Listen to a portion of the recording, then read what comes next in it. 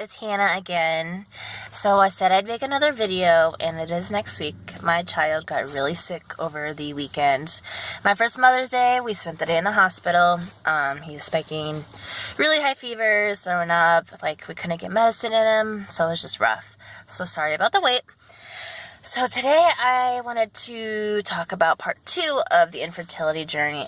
I want to talk about the medications. So the medications they send you, they are ridiculous. First off, if you don't have insurance, you're about to pay out the ass for them.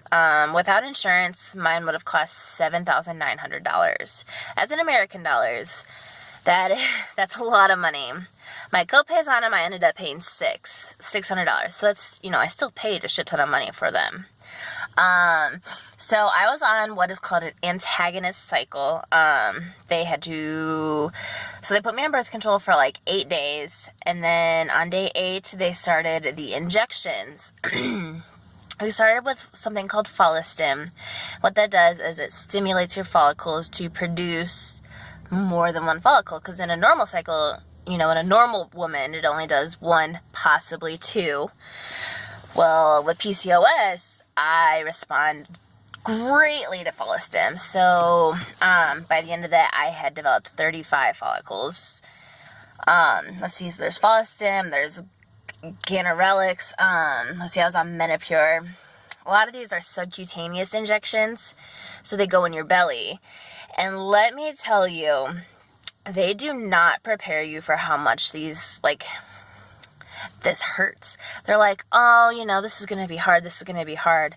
It hurts. It's a very painful thing to do.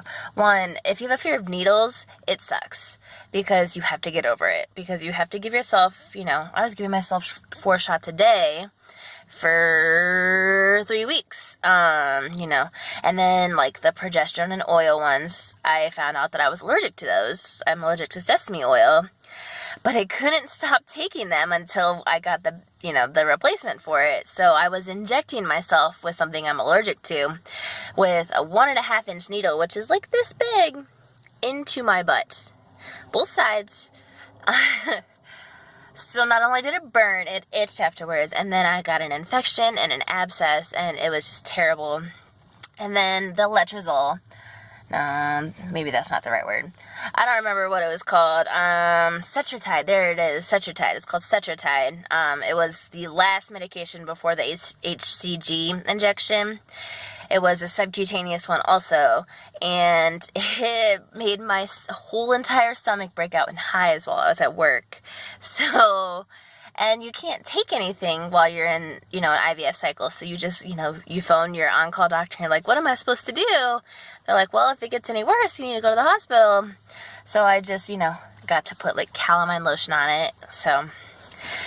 But it was crazy. And then, so my clinic was 2.5 hours away. I live in Southern Illinois, and I was going to a clinic in St. Louis.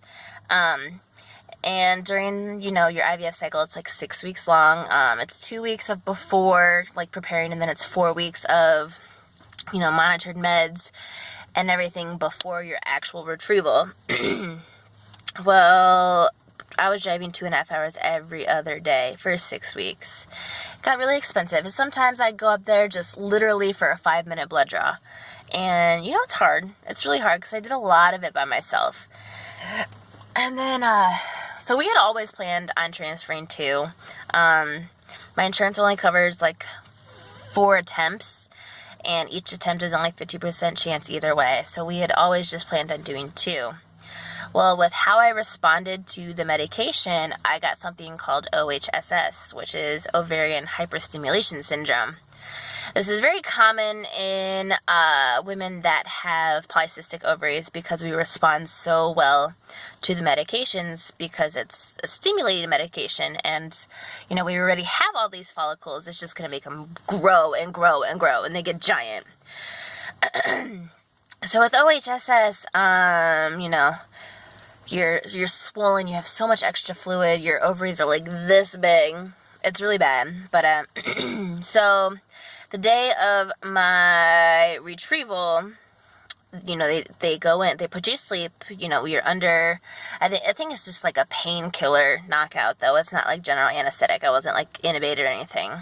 So they put you under, and then they go in with ultrasound guided, and then they pull out the fluid with a needle in each follicle. And, you know, they grab the egg, because, you know, there's usually an egg in every follicle.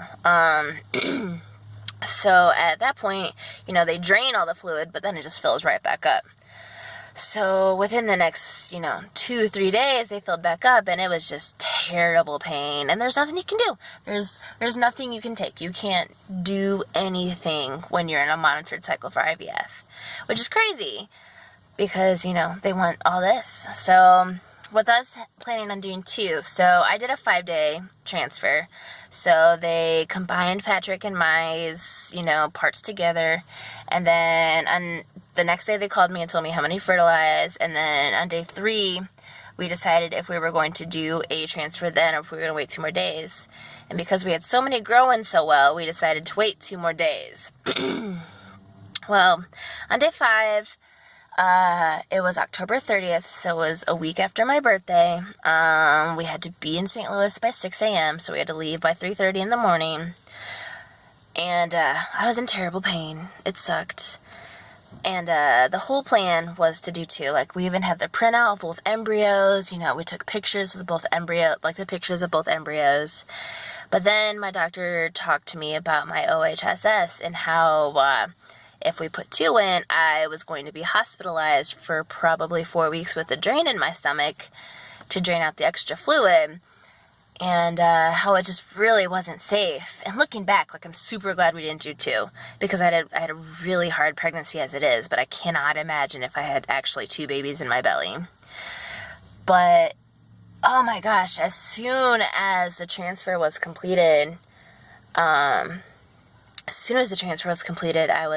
regretted it completely. I thought I failed, that I wasn't going to be a mom. We just spent $10,000 on nothing because it's a 50-50 shot, you know. It could have just completely failed. And, you know, Patrick let me make that decision, which I'm grateful for. But it was like one of the hardest decisions that I've ever made.